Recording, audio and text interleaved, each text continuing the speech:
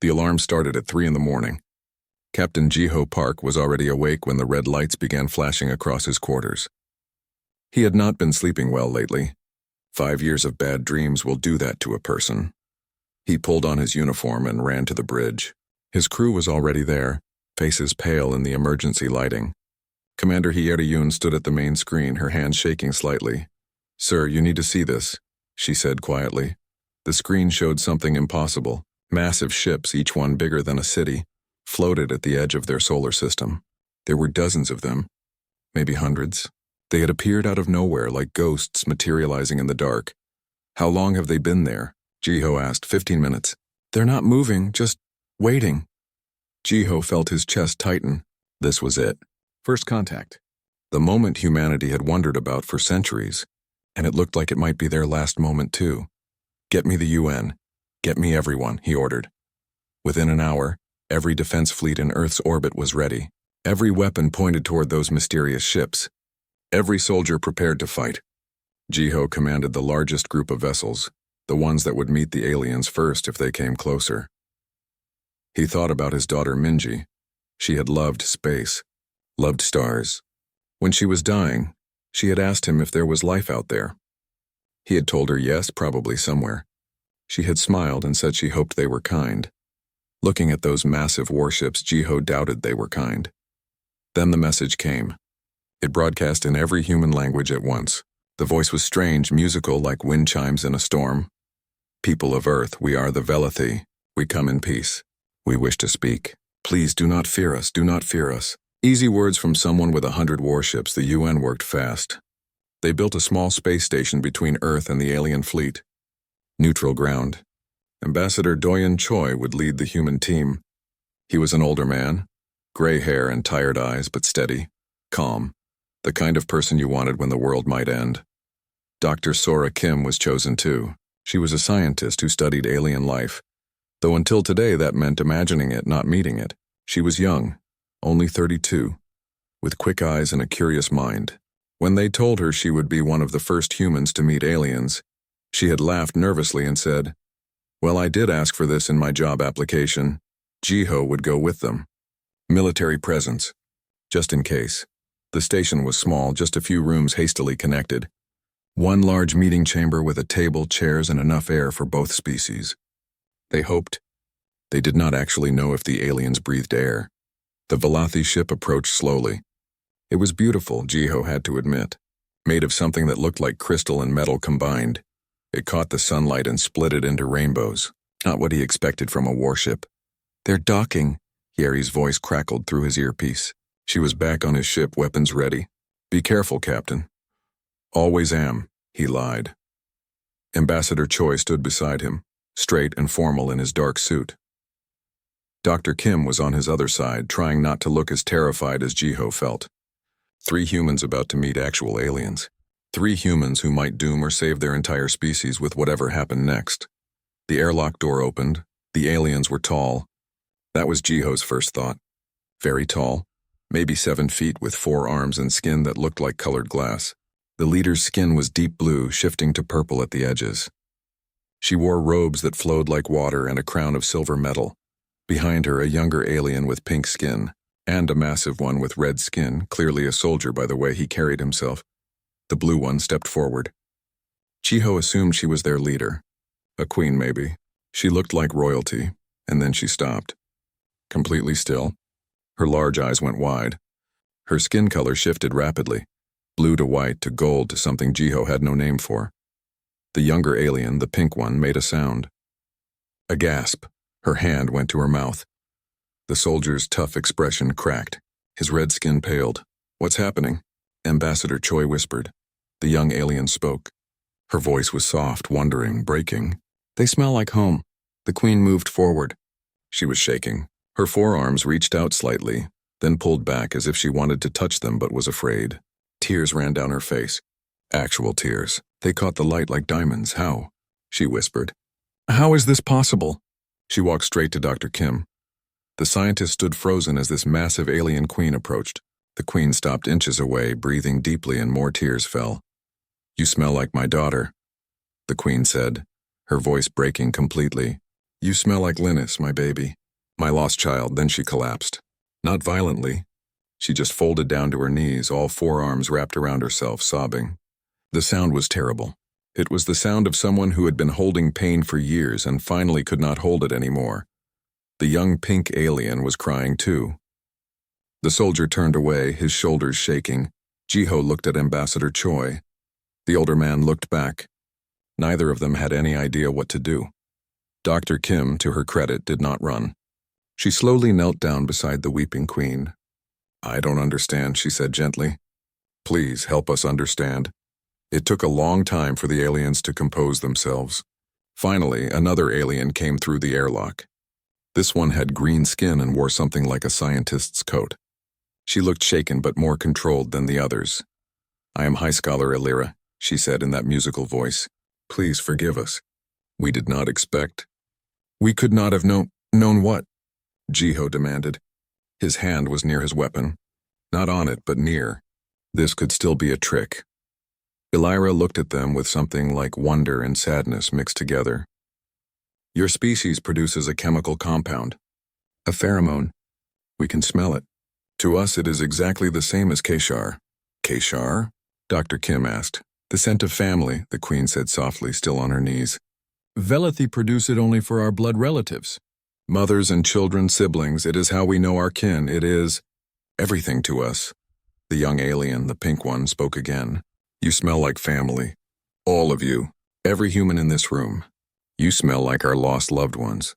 Like everyone we miss. Like home." Silence filled the room. Jiho tried to process this.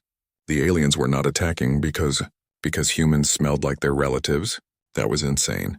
That was impossible. "A plague killed millions of us 30 years ago," the queen said quietly. "Mostly children. My daughter died.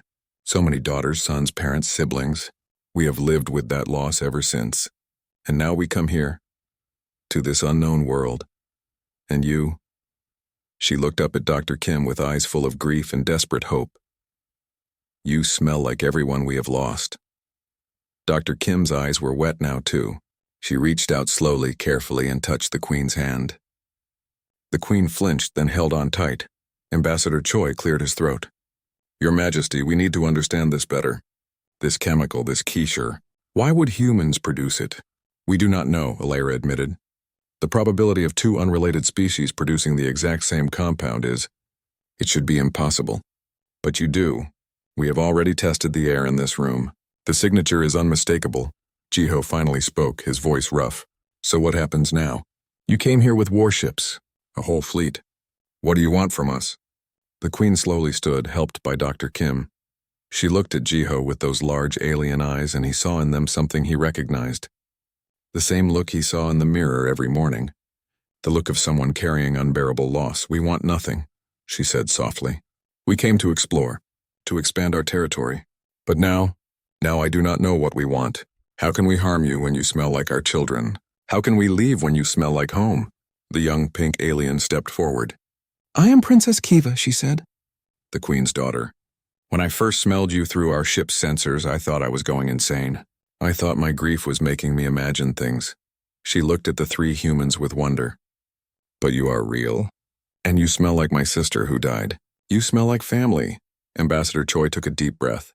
Jiho could see the man's mind working, trying to figure out how to handle a situation no diplomat had ever faced. "Perhaps we should all sit," Choi said finally, "and talk. Really talk, because I think we have a lot to learn from each other." The queen nodded slowly. She looked exhausted. "Yes, we should talk. Though I warn you, it will be difficult for my people. Being near you is overwhelming." "We will try to understand," Dr. Kim said. As they moved to the table, Jiho watched the aliens carefully. They kept glancing at the humans, breathing deep, their skin colors shifting. The soldier, the red one, finally introduced himself as General Torak. His voice was thick with emotion. "You smell like my brother," he said to Jiho. "He died in the plague. I was holding him when he passed. I have not smelled Keshar from family since that day. Until now." Jiho did not know what to say. What could anyone say to that? So instead he said the only true thing he could think of. "I lost my daughter 5 years ago. Illness. I would give anything to smell her again, even once."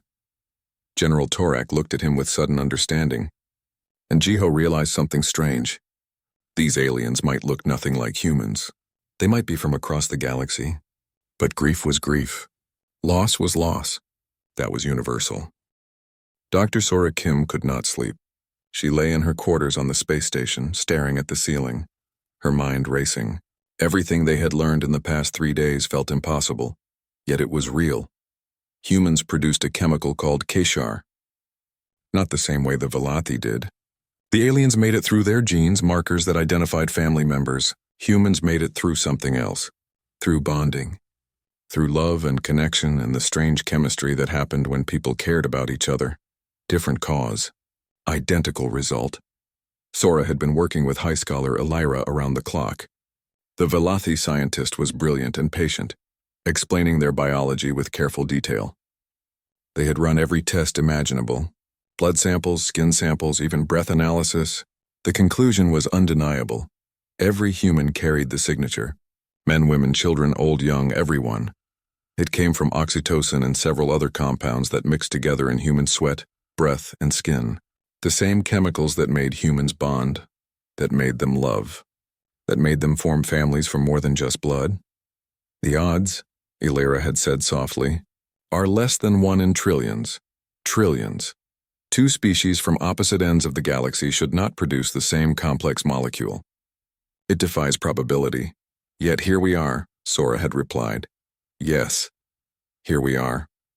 Sora got up and walked to the window. Outside, Earth hung like a blue marble. Beyond it, the Velothi fleet waited. Still not threatening.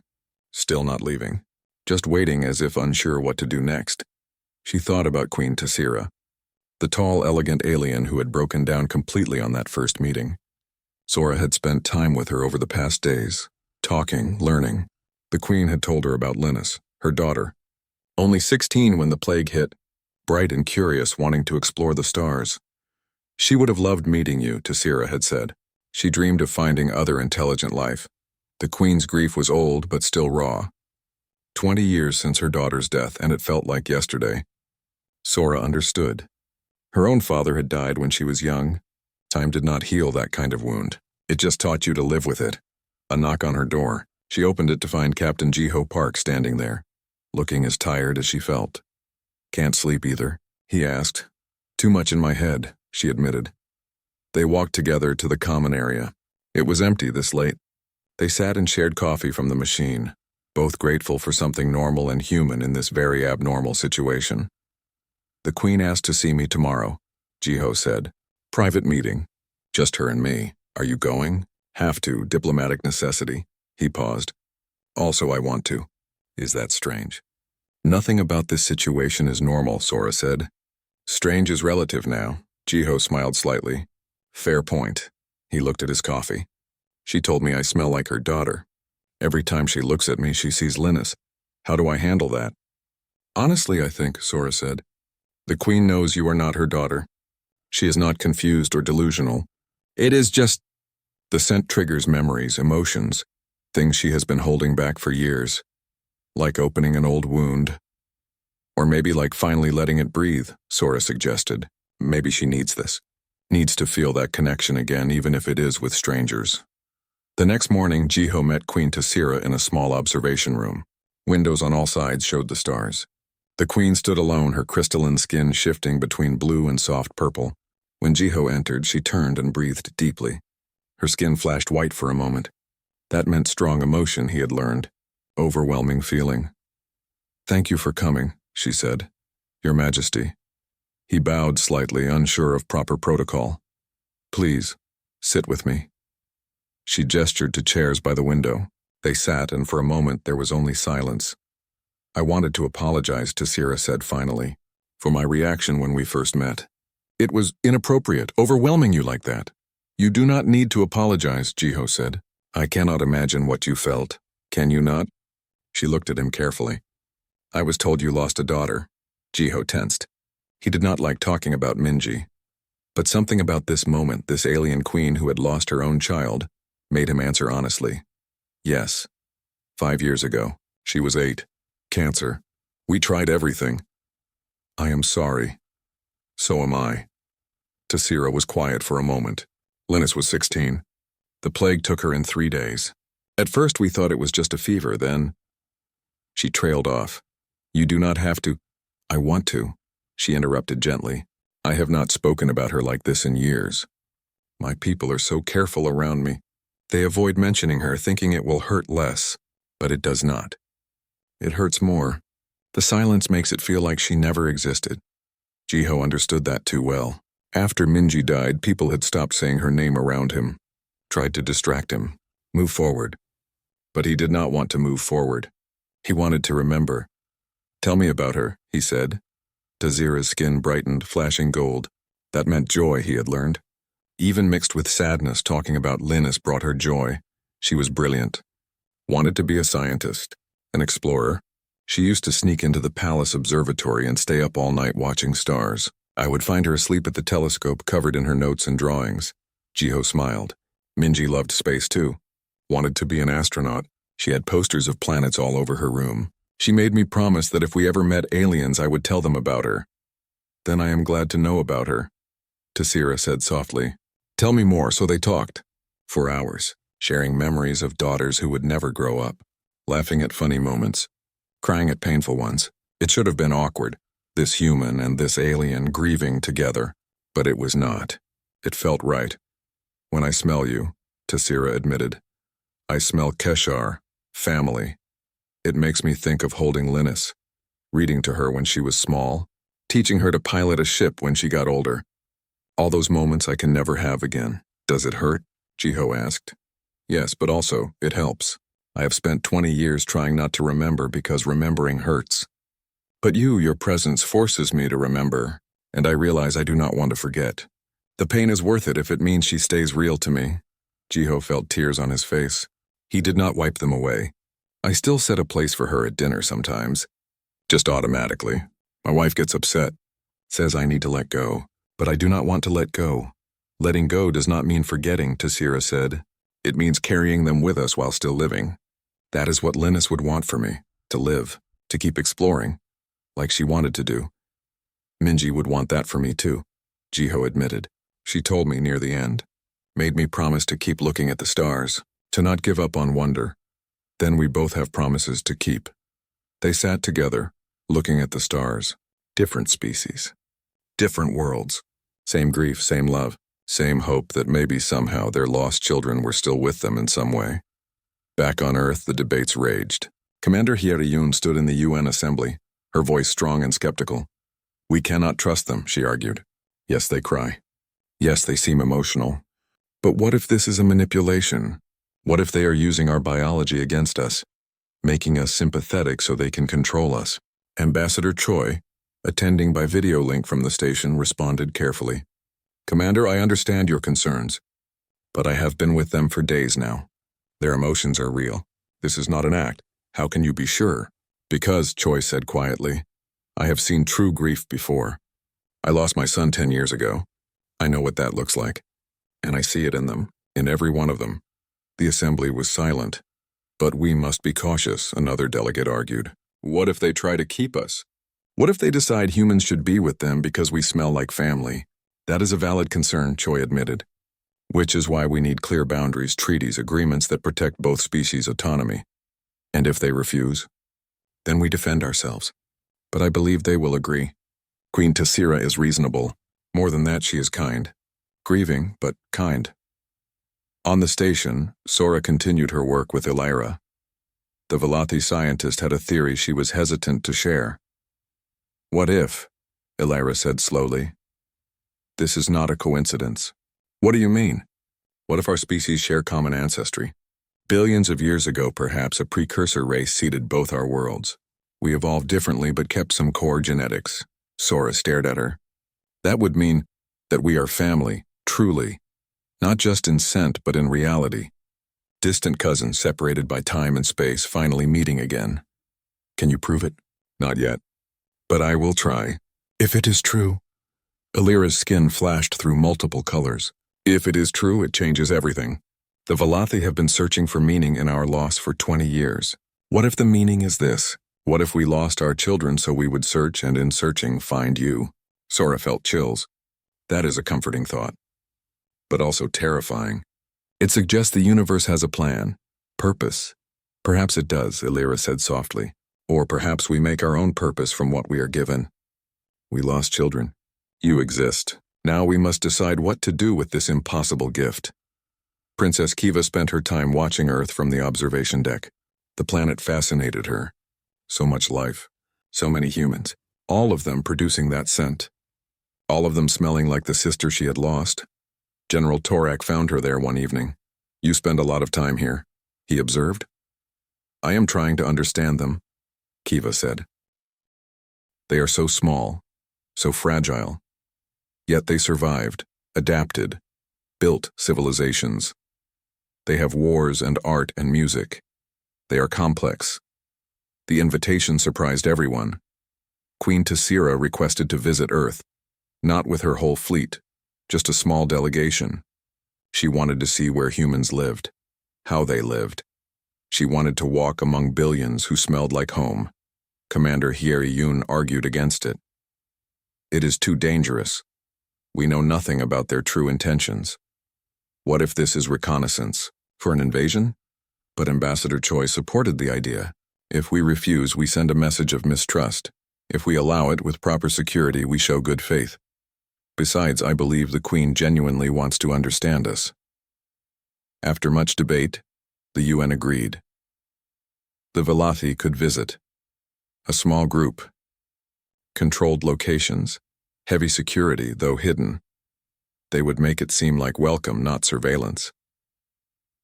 Queen Tessira arrived with Princess Kiva, General Torak, and High Scholar Illyra. 4 aliens stepping onto human soil for the first time. They landed in New York, a city chosen for its diversity and size. If the Velothi wanted to see humanity, this was a good place to start. Captain Jiho Park met them at the landing site. Sora Kim was with him, along with several security personnel trying very hard to look casual. The moment the Velothi stepped out of their ship, they froze. The air hit them like a wave. Millions of humans, all producing Keshar. The scent was everywhere, overwhelming, inescapable. Princess Kiva actually stumbled. General Torak caught her, but he looked shaken too. His red skin had gone pale, almost white. Are you all right? Sora asked, concerned. It is. Kiva struggled for words. It is like being surrounded by everyone I ever loved. All at once. I can barely breathe. Queen Tessira placed a hand on her daughter's shoulder. We knew it would be intense, but we can do this, we must. They took a car into the city. The Velothi pressed against the windows, watching humans go about their lives. Walking dogs, buying coffee, arguing on phones. Normal, mundane, beautiful human life. So many, Illyra whispered. So many of you. 8 billion on the planet, Jiho said. About 8 million in the city alone. 8 billion sources of Keshar, Torak said quietly. No wonder the scent is so strong. They stopped at a park. Central Park, green and alive with people. Children played on swings. Couples sat on benches. An old man fed pigeons. Ordinary scenes that the Velothi watched with extraordinary intensity. Princess Kiva walked slowly toward the playground. Jiho and Sora followed at a respectful distance, letting her observe. She stood at the fence watching children run and laugh and play. Tears ran down her crystalline face. A little girl, maybe 6 years old, noticed the tall alien. She walked over, fearless in the way only children can be. Are you a princess? The girl asked, looking up at Kiva with wide eyes. Kiva knelt down, bringing herself to the child's level. Up close, the Keshar scent was even stronger. It smelled exactly like her sister Linus, exactly like family. I am, Kiva said softly.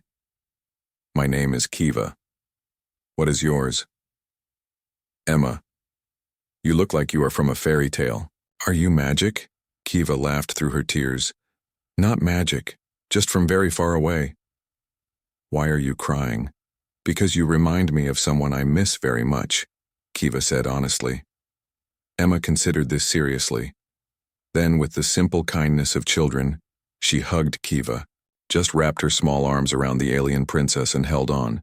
Kiva froze for a moment, then carefully hugged back. She buried her face in the child's hair and wept. Not sadly exactly, more like releasing something long held. Relief mixed with grief, mixed with something like joy. Emma's mother rushed over, apologetic and concerned. "I am so sorry, she just ran over." "Please," Kiva said, looking up. "Do not apologize. She is perfect. Thank you." The mother looked uncertain but nodded. Emma waved goodbye as they walked away. Kiva watched them go, her hand pressed to her chest. "Are you okay?" Sora asked gently.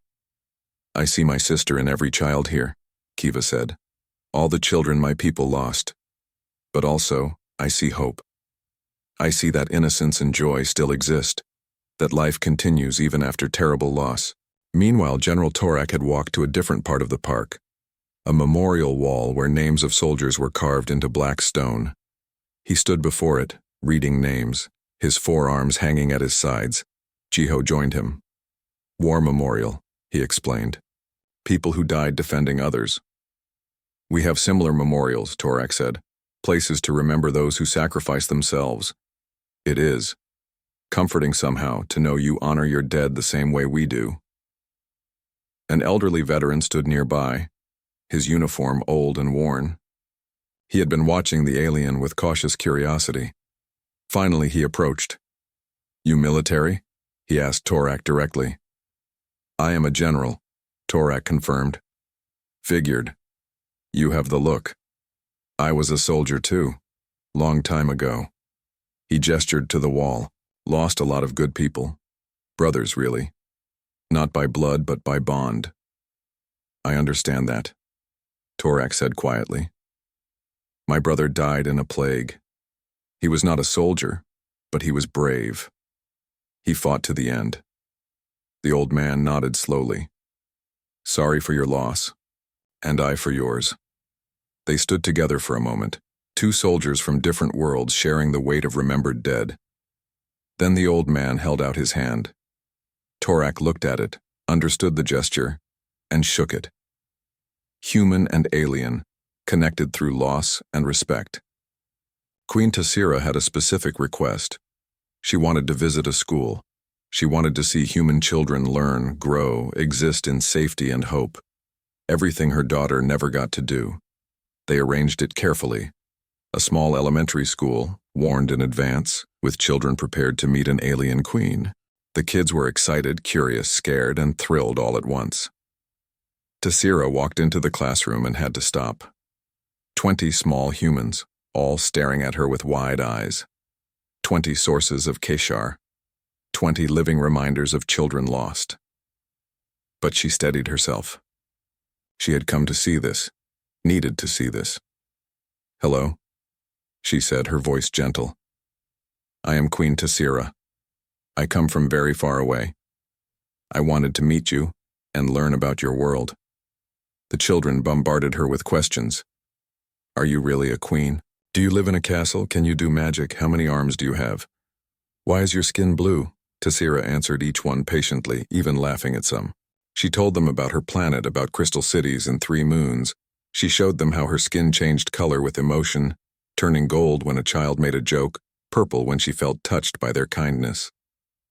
One girl raised her hand. "Do you have children?" The room went quiet. The teacher looked worried, but Tassira smiled sadly. "I had a daughter," she said. "Her name was Linus.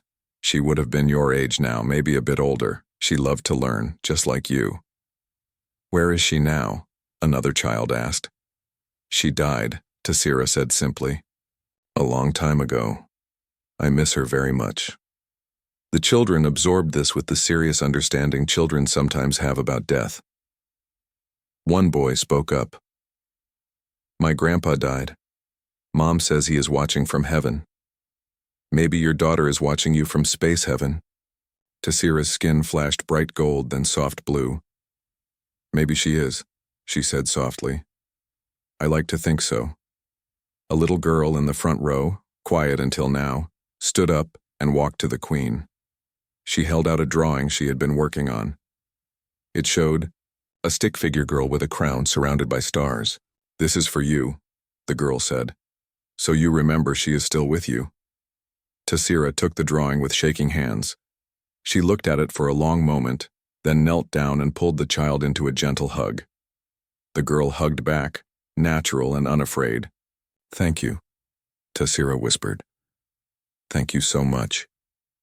When she stood, tears ran down her face, but she was smiling.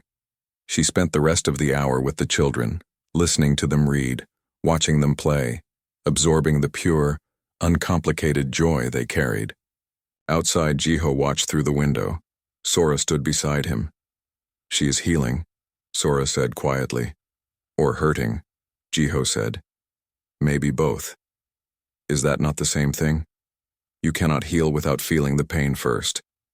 Jiho thought about Minji, about how he had avoided places she loved because they hurt too much. Parks, libraries, ice cream shops. He had been running from the pain instead of moving through it. "Maybe you are right," he said.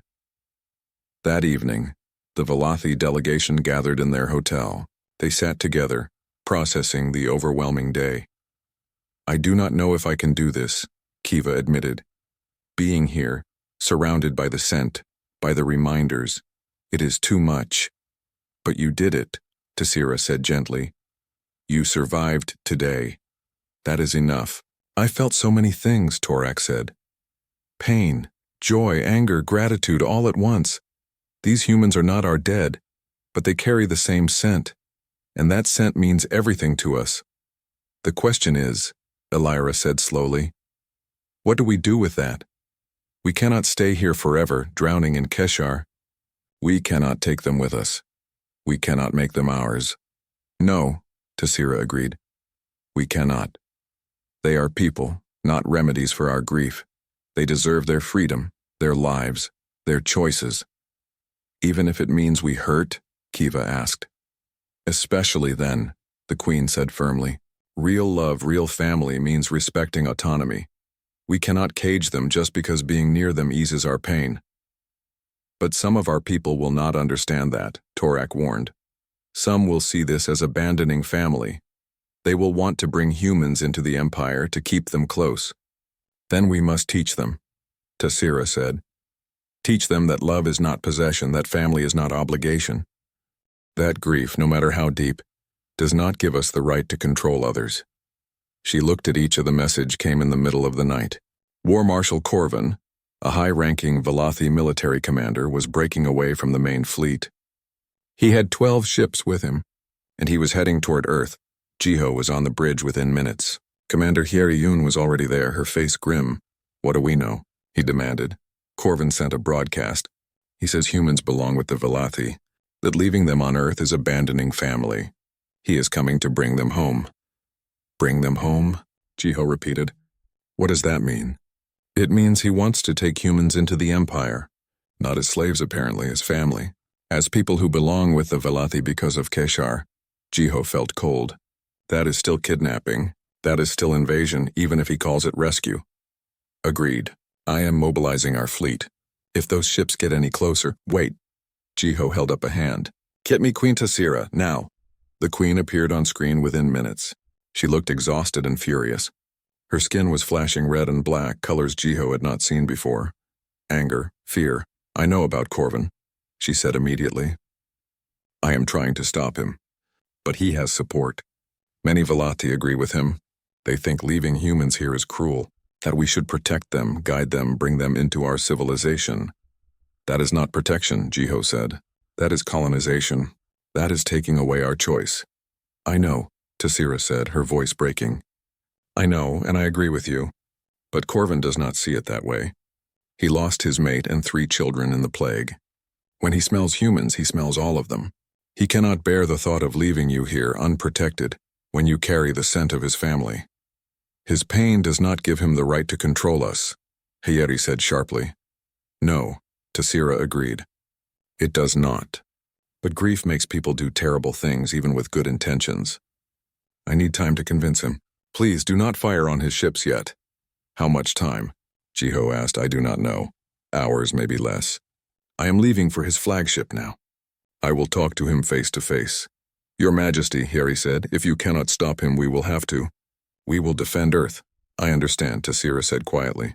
And I do not blame you. But please give me a chance to end this without bloodshed. For both our sakes, the screen went dark. Jiho looked at Harry. Prepare the fleet, he ordered. But hold fire unless they get within striking distance of Earth. The Queen gets her chance. And if she fails, then we fight. Even if they think we are family. Especially because they think we are family. Real family respects boundaries. Queen Tessira's ship approached Corvin's flagship. The massive vessel dwarfed her transport. Weapons were charged but not aimed. Yet, she boarded alone against the advice of General Torak. This was between her and Corvin. A queen and a marshal, a mother and a father. Both grieving. Both desperate. Corvin met her in his command chamber. He was older than Tessira, his skin a deep brown color that spoke of many years. His eyes were tired, the kind of tired that comes from carrying too much grief for too long. My queen, he said, bowing. Corvin, what are you doing? What you should have done from the beginning. Bringing our family home. They are not our family. They produce the same chemical, yes, but that does not make them ours. They are people with their own lives, their own choices. Corvin shook his head. You have been among them too long. You have let their perspective confuse you. They carry Keshar. That makes them family. Family belongs together. We lost so many in the plague. We cannot lose these two. We are not losing them. They were never ours to lose. How can you say that? Corvin's voice rose. When you stand near them, do you not smell your daughter? Do you not feel like she is close again? How can you walk away from that? Because Linus is dead, Tessira said, her voice breaking. And no amount of Keshar will bring her back. These humans are not her. They are not your mate. They are not your children. They are themselves, and we must respect that. But we could protect them, guide them, give them the benefits of our empire. They are so primitive, so vulnerable. Left alone, they will hurt each other, destroy themselves. We can save them. That is not our choice to make, Tessira said firmly. They have survived this long without us. They will continue to survive. Our role is not to control them, but to offer friendship, alliance, not ownership. Corvin turned away. I cannot do that. I cannot leave them. When I am near humans, I feel whole for the first time since the plague. The pain lessens. The emptiness fills. How can you ask me to give that up? I am not asking you to give up comfort, Tessira said gently. I am asking you to love them correctly. Love that tries to possess is not love. It is selfishness wearing love's face. Princess Kiva entered the room. She had followed her mother, unable to stay away. She looked at Corvin with understanding and sadness. Marshal Corvin, she said softly. I understand what you feel. I smell my sister in every human. It hurts, it helps. It confuses me. But I know one thing clearly. If we force them to stay with us, the scent will turn sour. They will resent us, hate us, and then even the comfort of Keshar will be poisoned. You are young, Corvin said. You do not understand the depth of this loss. I lost my sister, Kiva said. My mother lost my other siblings before I was born. I may be young, but I know grief. And I know that holding too tight kills what you love. General Torak's voice came over the communication system. Marshal Corvin, this is General Torak. I speak not as a soldier, but as someone who lost a brother. Please hear me. Corvin activated the screen. Torak appeared, his red skin solemn. I have been among the humans, Torak said. I have smelled my brother in all of them. I wanted to stay, to surround myself with that feeling forever. But I realized something. My brother died free. He lived as he chose, fought for what he believed in, made his own decisions. If I trap humans because they smell like him, I dishonor his memory. He would not want me to cage others in his name. Corvin was silent for a long moment. What if they need us? He asked finally. What if they are in danger and we are not there to protect them? Then we offer help, Tessira said. We make an alliance. We become friends, partners, allies. But we do not make them prisoners, even comfortable ones. That is the line we cannot cross. And if I cannot accept that, then I will stop you, Tessira said quietly. Not because I do not understand your pain, but because loving someone means respecting them, even when it hurts us. Aboard the human flagship, Jiho watched the standoff. 12 Velothi ships faced Earth. Behind them, the Queen's loyal fleet. And around Earth, human vessels, tiny compared to the aliens but armed and determined. Should we fire? Yeri asked quietly. Not yet, Jiho said. Give the queen her chance. Sora Kim was on the bridge too. She had insisted on being there. They will not attack, she said. They love us. That is the problem. How do you fight someone who sees you as lost family? You defend yourself anyway, Yeri said. Love without respect is just another form of violence. On Corvin's flagship, the Marshal stood at the window looking at Earth, that small blue world holding billions who smelled like home. He had come here planning to save them, to protect them, to bring them into the fold, but now he wondered if saving them meant leaving them alone. My mate, he said quietly. Her name was Sella. She was fierce, independent. She would have hated the idea of being protected if it meant losing freedom. Yes, Tassira said. She would have. And my children, they were curious, wanted to explore, to choose their own paths. They did, Corvin closed his eyes. If I force humans to come with us because they smell like my family, I betray everything my family stood for. They valued freedom, choice, dignity. Yes, Tassira said gently. They did, and so do the humans. But it hurts so much to leave them. I know, it hurts me too. But the right choice is often the painful one. We honor our dead by respecting the living, even when the living carry the scent of those we lost. Corvin was quiet for a very long time. Then he straightened. I need to address my fleet. He activated the fleet-wide communication. This is War Marshal Corvin. All ships stand down. We are returning to the main fleet. But Marshal, one of his officers protested. That is an order, Corvin said firmly. We came here thinking we would save them. But they do not need saving. They need respect. And we will give them that even if it costs us comfort. On the human flagship, alarms stopped. The Velati ships were turning away. They are leaving, Yeri said, disbelief in her voice. They are actually leaving. Jiho felt something release in his chest. Tension he had been carrying, fear. He looked at Sora, who was crying quietly. They love us, she said. They really do. Enough to leave us alone. Is that not what real love looks like? Jiho asked. Later, Queen Tassira sent a message to Earth's leaders. A simple one. We would like to negotiate a treaty, not as rulers and subjects, not as protectors and protected, but as equals, as friends, as family who chooses to be together not because we must, but because we want to. Ambassador Choi read the message and smiled. That, he said, is something we can work with. The crisis had passed, not with war, not with conquest, but with grief recognizing itself in others and choosing, despite the pain, to do what was right. It was not perfect. Many Velothi still struggled with the decision. Many humans still feared betrayal. But it was a beginning. A beginning built on the hardest kind of love. The kind the treaty took 3 months to negotiate. Every word was debated, every clause examined from all angles. Both species were cautious, careful, afraid of making mistakes that could not be undone. In the end, the document was simple but profound. Earth would remain independent. Humans could not be taken by Velothi even willingly, without strict protocols. The Velothi could visit but not establish military bases. Cultural exchange would be encouraged. Technology would be shared carefully. And most importantly, both species acknowledged the emotional complexity of their connection. There was a special section, something unprecedented in galactic law, recognition that humans produced a chemical that caused deep emotional responses in Velothi. Acknowledgement that this was not manipulation or biology being weaponized, but simply an accident of evolution. Guidelines for how to manage the psychological impact. Velothi citizens who wished to visit Earth would undergo counseling first. Humans would be educated about what their presence meant. Support systems would exist for both species.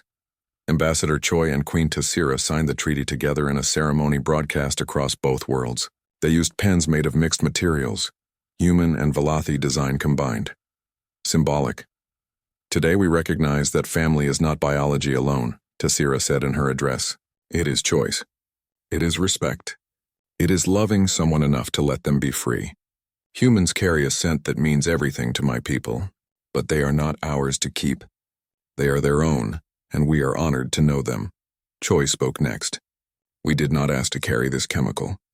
We did not know what it would mean to you, but we are glad to understand now. Grief connects us. Loss connects us, and perhaps that connection can become something beautiful if we nurture it carefully. The months that followed were strange and wonderful. Human volunteers began traveling to Valathi space. Teachers, artists, doctors, scientists. They went knowing they would be treated with overwhelming emotion. But they went anyway, curious and brave. Dr. Sora Kim established an exchange program. Young Valathi would come to Earth to study. Young humans would go to Valathi worlds to learn. The programs were carefully managed with counselors and support groups and regular check-ins. Princess Kiva was one of the first to enroll. She came to Earth to study at a university. Literature she chose. She wanted to understand human stories, human emotions expressed through words. Her first day on campus was overwhelming. Thousands of students all producing kesher. She stood in the middle of the quad and breathed deep, tears streaming down her face. Every direction smelled like family, like home, like everyone she had lost, but she steadied herself. This was what she wanted, to understand humans not as reminders of loss, but as people, complex, beautiful, flawed people with their own stories. She made friends slowly. A girl named Hana who studied biology, a boy named Minho who played guitar. They were curious about her but not afraid, asked questions but did not pry, treated her like a person, not a tragic figure. "Do we really smell like your family?" Hana asked one day, sitting in the campus coffee shop. "Yes," Kiva said honestly. "Exactly like them. It is strange, comforting and painful at the same time. Does that make it hard to be around us? At first, yes. But I am learning. Learning that you are not them. You are Hana and Minho and all the others. You have your own personalities, your own dreams. The scent is just chemistry. Who you are is so much more than that." Minho smiled. "That is nice to hear. I was worried we were just walking grief triggers for your entire species." "You are," Kiva admitted, "but also more. You are hope. You are proof that life continues. That joy exists even after terrible loss." Captain Jiho Park, now promoted to Admiral, maintained regular contact with Queen Tassira. They had become unlikely friends, bonded by shared grief and mutual respect. They spoke once a week, sometimes about policy, often just about life. "How are you doing?" Tassira asked one day. "Better," Jiho said. "I have been talking about Minji more. With my wife. With friends. It still hurts, but not in the same way. More like remembering instead of drowning." "I understand that," Tassira said. "I can speak about Linus now without falling apart. Your people taught me that. Being around humans, seeing children who carry her scent but are not her, it helped me accept that she is gone while still loving her memory. So we helped each other heal. Yes, in the strangest possible way. They talked about other things too. Politics, art, philosophy. Tassira was fascinated by human music. Jiho was amazed by Valathi crystal architecture.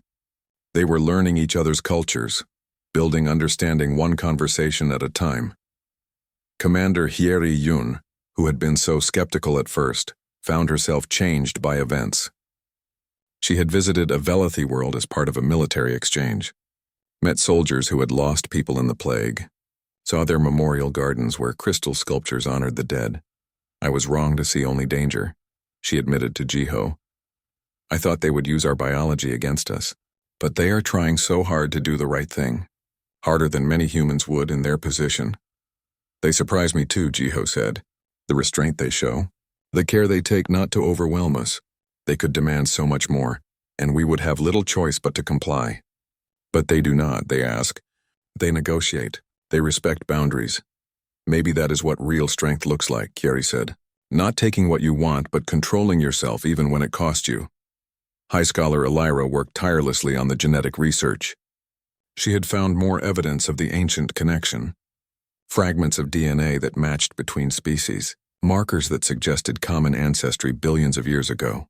She published her findings with Sora as co-author. The paper sent shockwaves through both civilizations. Humans and Valathi were not just accidentally similar. They were family, distant, separated by eons, but family nonetheless. "So the instinct was right," Tassira said when she read the paper. "We are related." "Yes," Elira confirmed. "A precursor species billions of years ago seeded both worlds. We evolved differently. You kept Kishar as a genetic marker. Humans developed it through social bonding. Different paths to the same chemical. Does that change anything?" Kiva asked. "It explains things," Sora said, "but it does not change the fundamental truth. Family is what you make it. Biology gives us connection, but choice gives us meaning. We could be identical twins and still be strangers, or we could be from opposite sides of the galaxy and still be family. Then we choose family, Tessira said firmly, not because we must, but because we want to. Princess Kiva proposed something ambitious during her second year at university. A joint exploration mission, humans and Velothi together, exploring deep space, seeking new worlds and new civilizations. We should go together, she argued, not as one species guiding another, but as partners. We can learn from each other, support each other, show the galaxy what cooperation looks like. Sora loved the idea immediately. A mixed crew, equal representation, joint command. It would be a symbol of everything we have built. The proposal went through channels, debated and refined. Eventually both governments agreed. The ship would be built together, combining Velothi crystal technology and human innovation. It would carry scientists, diplomats, soldiers, artists, a complete community on a journey into the unknown. They decided on a name. After much discussion, after many suggestions, they chose one that felt right. Kesher's Promise. A promise to carry the scent of home wherever they went. A promise that family was not about staying close, but about carrying connection forward. General Torak visited Earth again for the ship's planning meetings. He walked through the construction yards where human and Velothi engineers worked side by side. The ship was taking shape, a beautiful combination of both designs. He found Jiho watching the work. They stood together, two military men who had almost gone to war now watching peace being built in metal and crystal. I thought I would always smell my brother in humans, Torak said. And I do. But now I also smell possibility. Hope. The future. My daughter would have wanted to go on that ship, Jiho said. To explore. To meet new species. To see the universe. Then we will carry her dream with us, Torak said. And my brothers and all those we lost. They live on in what we build. That is a nice thought, Jiho said. That they are still part of this somehow. They are. Every decision we make, every bridge we build, honors them. We lost them, but we did not lose what they taught us. Love, curiosity, courage. Those things do not die. The first crew was selected through a rigorous process. Volunteers from both species, tested for psychological stability and ability to work across cultures. 100 humans, 100 Velothi. Together they would journey for 5 years exploring uncharted space. Princess Kiva applied and was accepted. Not because she was royalty, but because she had proven herself capable. She had bridged both worlds, understood both perspectives, carried grief without letting it crush her. Dr. Sora Kim applied too and was chosen as Chief Science Officer.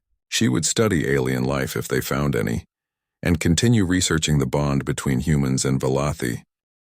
The night before the launch, Queen Tessira held a small gathering. Close friends only. Jiho was invited, Torak, Elira, Sora. A few others who had been part of this strange journey from First Kanta. The alert came while Kesher's Promise was exploring a distant star system. Unknown ships, 3 of them. Not Velothi design, not human. Something else entirely. Captain Dana Lee, a human woman with 20 years of naval experience, stood on the bridge beside her Velothi co-captain, Commander Reyna. They had been working together for 6 months now, learning each other's command styles. Building trust. Scan them, Dana ordered. Already running, the tactical officer replied. Ships are armed, heavily. They are not approaching with friendly intentions. Can we identify their species? Reyna asked. Checking databases now. Match found. Korth Collective, known as aggressive expansionists. They have been in conflict with multiple species, including the Velothi. Dana and Reyna exchanged glances. This was what they had trained for but hoped to avoid. First contact with a hostile species, hail them, Dana said. Let us try diplomacy first, the Korth responded. The face that appeared on screen was reptilian, scaled and cold. Sharp teeth showed when it spoke. Unidentified vessel. You are in territory claimed by the Korth Collective. State your purpose. This is Captain Dana Lee of the exploration vessel Kesher's Promise. We are on a peaceful mission mapping this region. We did not know this area was claimed. We will leave if requested. The Korth leaned forward, studying the screen. Humans and Velothi. Together. Interesting. We have heard rumors of this alliance. The empire that protects primitives because they smell pleasant. Dana felt anger rise but kept her voice level. We are allies, yes, partners. Now if you will excuse us, we will leave this system. No, the Korth said. You will stay. We wish to test something, to see if the Velothi truly protect these humans or if the stories are exaggerated. The screen went dark. Immediately weapons locked onto Keshar's promise. Shields up, Reyna ordered. Battle stations. Send distress signal to both Earth and Velothi fleets. The Korth opened fire. Not to destroy, Dana realized. They were testing, seeing how the ship responded, how the crew worked together, whether humans and Velothi could actually function under pressure. Return fire, Dana ordered. Defensive only. We are not starting a war, but we will defend ourselves. The ship shuddered under impact. Human and Velothi crew worked frantically at their stations, calling out damage reports, coordinating shields and weapons. Princess Kiva, stationed at a science console, tracked the Korth ship's movements and fed tactical data to the bridge. Dr. Sora Kim was in the medical bay, preparing for casualties. She had never been in combat before. Her hands shook as she organized supplies. Steady, said Jamin, a human medic beside her. We trained for this. Training and reality are different, Sora said. Yes, but we are together. That counts for something. On the bridge, Dana made quick decisions. Target their engines. We are not trying to kill them. Just convince them we are not easy prey. Keshar's promise fired back. The combined weapon systems, human precision and Velothi power, struck true. One Korth ship lost propulsion, drifting, but the other two pressed the attack. More hits, shields weakening. A console exploded, injuring a Velothi engineer. Human crew rushed to help, dragging him to safety while another took his place. How long until reinforcements arrive? Reyna asked. 20 minutes for Velothi ships. 40 for human, the communications officer reported. We need to last that long, Dana said grimly. Then something changed. The Korth ship suddenly pulled back, stopped firing. A new face appeared on screen. Older, more decorated, likely their commander. Impressive, he said. You fight well together. Humans and Velothi moving as one unit. I did not expect such coordination. We are partners, Dana said, breathing hard. What did you think would happen? I thought the Velothi would protect you like children, that humans would hide behind them. But you fought together, equals. Interesting. Why are you doing this? Reyna demanded, to understand. The galaxy is watching this human-Velothi alliance. Many do not believe it is real. They think it is manipulation or weakness. I wanted to see the truth. And what did you see? Dana asked. Strength. Not the strength of one species dominating another, but of two species choosing cooperation. That is rare. Valuable even, the Korth commander paused. My fleet is withdrawing. But know this. Others will test you too. The galaxy does not easily accept new alliances. You will face more challenges. We will face them together, Reyna said firmly. Then perhaps you will survive. The screen went dark again. The Korth ships turned and left, taking their damaged vessel with them. Donna sagged in her chair. Damage report. Shields at 30%. Minor hull damage. 3 injured, none critical. We were lucky. We were prepared, Reyna corrected. And we worked together. That saved us. When the Velothi reinforcements arrived, General Torak was commanding them. He boarded Keshar's promise immediately, checking on the crew, assessing damage. He found Dana and Reyna on the bridge, exhausted but unbroken. You did well, he said. The Korth are not easy opponents. They respect strength. You showed them strength? We showed them cooperation, Dana said. That is our real strength. Not that we are tough individually, but that we work together. The galaxy will learn that, Torak said. This encounter will be talked about. Word will spread that attacking humans means facing the Velothi, and attacking Velothi means facing humans. That is a powerful deterrent. Kiva found Sora in the medical bay. The doctor was treating minor injuries, calm now that the danger had passed. Are you all right? Kiva asked. Shaken but fine, Sora admitted. I realized something during the attack. I was not afraid of dying. I was afraid of failing my crew. Humans and Velothi both. We are all family now. Really family? Yes, Kiva agreed. Not because of Keshar. Because we chose each other. We built this together. News of the encounter reached Earth and the Velothi homeworld quickly. Ambassador Choi found himself addressing the UN Security Council. This attack proves what we have been saying, he told them. Earth needs allies. We are not alone in the galaxy, and not everyone will be friendly. The Velothi Alliance is not just about emotion or chemistry, it is about survival. Together we are stronger. Queen Tessira made a similar speech to the Velothi High Council. Some questioned our alliance with humans, said we were being sentimental, letting Kishar cloud our judgment, but today proved otherwise. Humans are not weak. They are not children to protect. They are warriors, thinkers, survivors. They are worthy partners. But there was more happening in the galaxy. The Galactic Council, a loose confederation of major species, took notice of the human Velothi alliance. They sent an invitation. Both species were invited to present themselves, to explain their relationship, to seek recognition as legitimate partners. It was a huge step. The Galactic Council rarely acknowledged new species, and never young ones like humanity. But the Velothi vouched for humans, and the Council was curious. Ambassador Choi prepared to address them. Queen Tessira would speak too. Together they would represent the alliance. The council chamber was massive, with representatives from dozens of species. Some looked vaguely humanoid. Others were completely alien. All of them watched with interest as the human and Velothi delegation entered. Tessira could smell the Keshar coming from Choi and the other humans in his group. It was distracting, comforting, painful as always, but she had learned to function through it. To focus on the people, not just the scent. The council leader, an ancient being called a Tarkin, spoke first. We have heard much about this alliance. The Velothi, ancient and powerful, partnering with humans, new and primitive. Many in the galaxy question this. Some say the Velothi are using humans. Others say humans are manipulating the Velothi through biological means. What do you say? Choi stepped forward. I say both those theories are wrong. We are partners, equals. Yes, humans produce a chemical that affects the Velothi, but that is biology, not manipulation. We did not ask for it. We did not weaponize it. It simply is. And the Velothi? The Tarkin asked. Why would such a powerful empire treat primitives as equals? Tessira spoke. Because primitive is not the same as inferior. Humans are young, yes. Their technology is basic compared to ours. But their capacity for adaptation, for emotional intelligence, for building connections across differences, these things are rare and valuable. They have much to teach us. So you admit you are biased by this chemical, another council member said. Your judgment is compromised. My judgment is informed by experience, Tessira said firmly.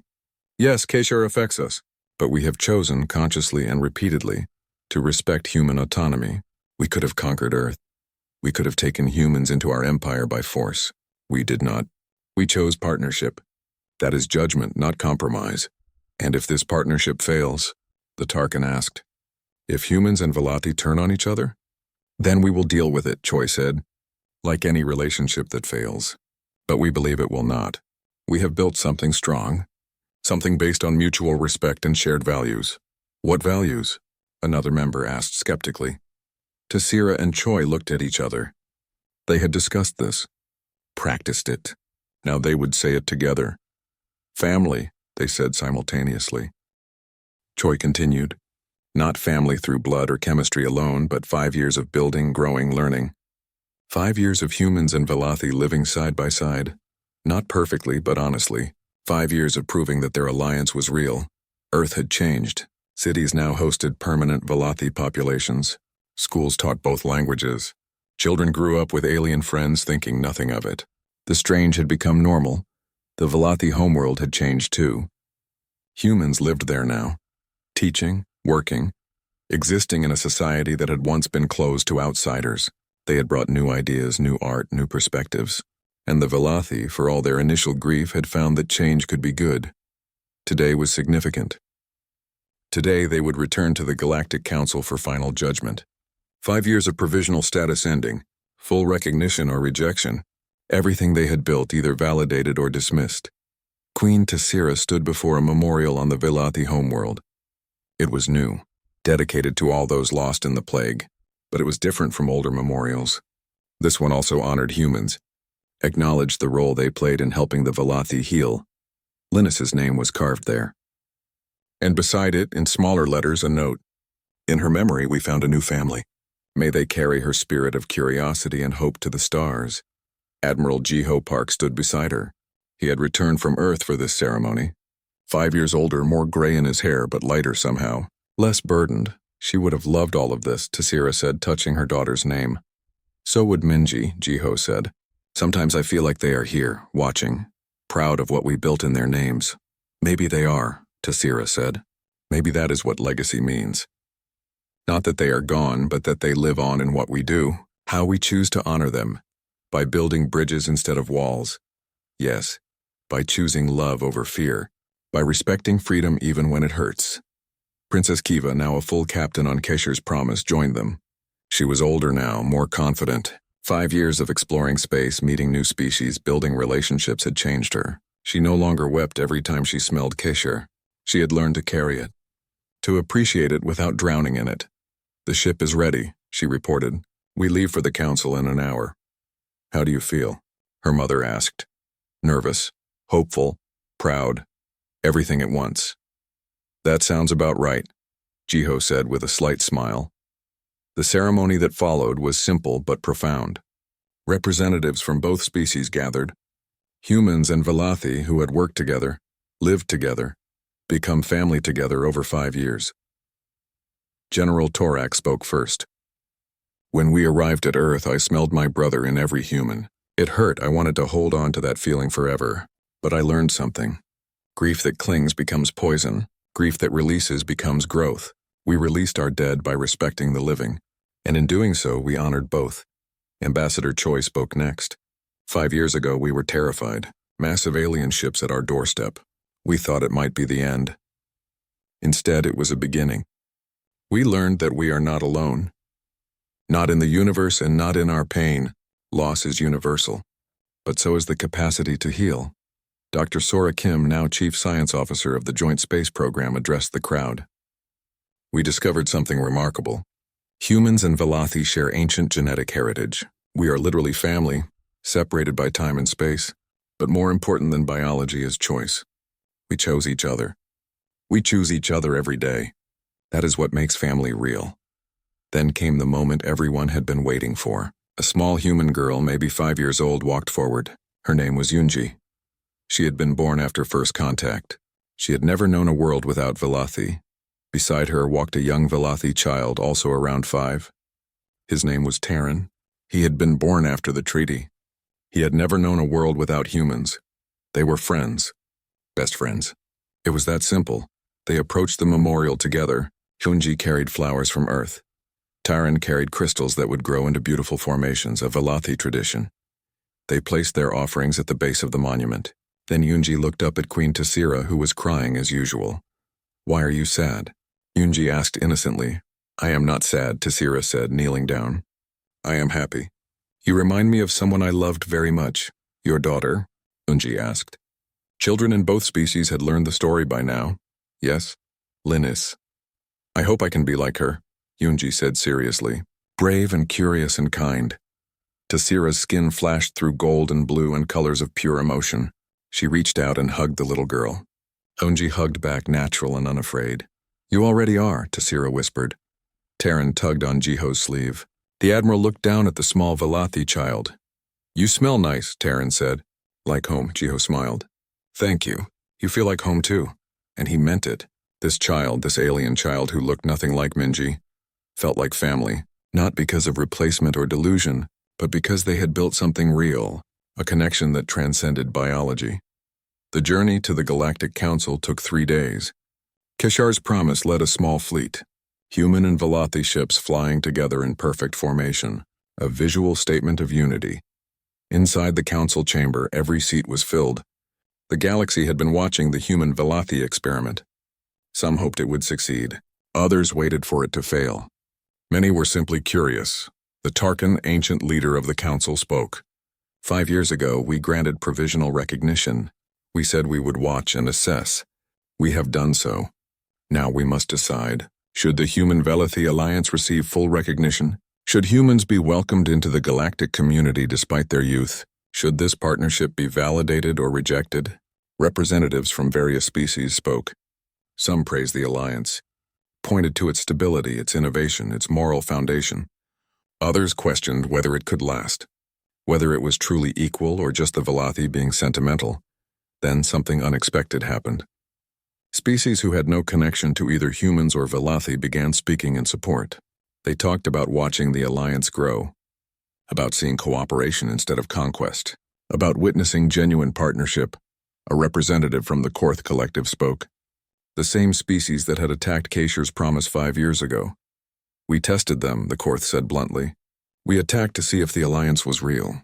We expected the Velothi to protect humans like parents protect children. Instead, we found warriors fighting side by side, equals. That impressed us. The Korth respects strength, and this alliance has shown strength. We support full recognition. The council debated for hours. Finally, the Tarkin called for a vote. Electronic systems tallied the results. The chamber went silent. The vote is concluded, the Tarkin announced. By a margin of 73%, the council grants full recognition to the Human Velothi Alliance. Humans are welcomed as members of the galactic community. The partnership is validated. The chamber erupted, some in applause, some in protest. But the decision was made. Choi and Tassira stood together, hands clasped. Human and alien, different but united. We did it, Choi said quietly. We did, Tassira agreed. Not by being perfect, but by being honest. By choosing each other even when it was hard. What happens now? Kiva asked, joining them. Now we keep building, her mother said. Recognition is not an ending. It is permission to continue, to expand, to show the galaxy what cooperation can achieve. The celebration that followed lasted for days. On Earth, people danced in the streets. On the Velothi homeworld, crystal towers lit up in celebration. On Kashar's promise and dozens of other ships, mixed crews toasted their success. But the most meaningful moment came later, in a quiet garden on the Velothi homeworld. A memorial garden where families came to honor their dead. Queen Tassira stood before Linus's marker. Jiho stood beside her. They had been here many times over 5 years, but today felt different. Final somehow, like closing a chapter while beginning another. I used to come here and drown, Tassira said quietly.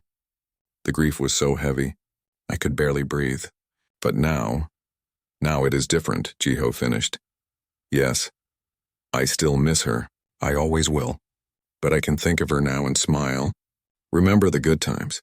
Feel grateful for the years we had instead of only mourning the years we lost. Minji would be so excited about all this, Jiho said. The alliance. The exploration. Meeting aliens.